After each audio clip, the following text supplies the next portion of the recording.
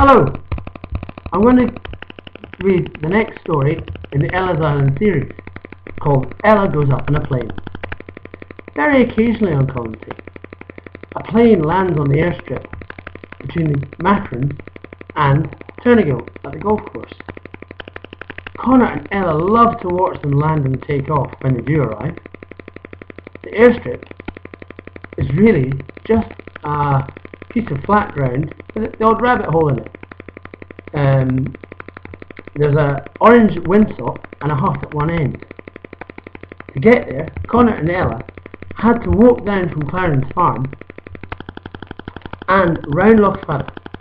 Now, on a great day, it was fun watching the birds and the ducks on the water, but it made for a rather long walk for Connor's little legs. Sometimes it was possible to see when a plane was coming in to land from the loch side, but as I say, not many planes landed on the island, so Ella and Connor, and sometimes Freya, would watch planes fly over the island and wonder where they were going. America? Canada? Further afield? Back into the UK? Denmark? Places like that? Countries they'd never heard of. Connor had a great imagination and would sometimes pretend to be the pilot with Freya as his co-pilot. One day, Connor, Daddy and Ella were walking towards Turnigill when they saw a small plane about to land. They headed for the airstrip to get a better view. They got there just in time to see the plane land and taxi to the airstrip. It was a small private jet and it stopped just in front of where Ella, Connor and his dad were standing. When the pilot climbed out, he said, "Hello, do you like planes?" Connor didn't hesitate. He said, "Oh yes, and I've never seen one like that before." The pilot said to Connor's dad, "Would you all like to come for a quick flight with me?" Connor asked Dad, "What do you think, Connor?" He said, "Oh yes, yes please."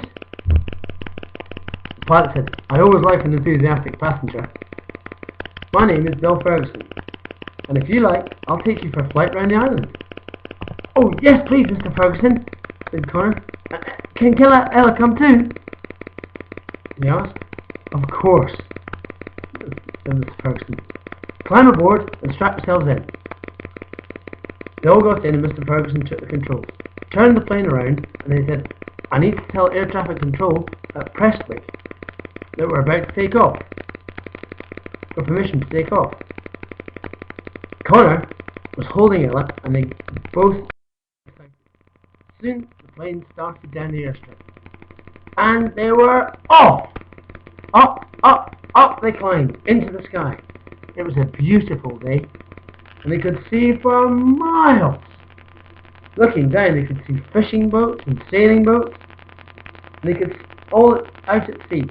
Connor said, "It's amazing how small people look from up here." Dad and Mr. Ferguson just burst out laughing.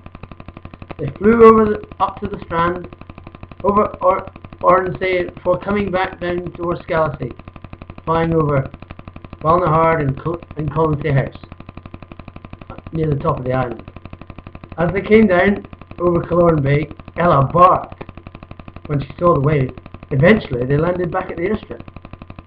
When they climbed out, Ella barked and Connor said, "Wow, that was amazing."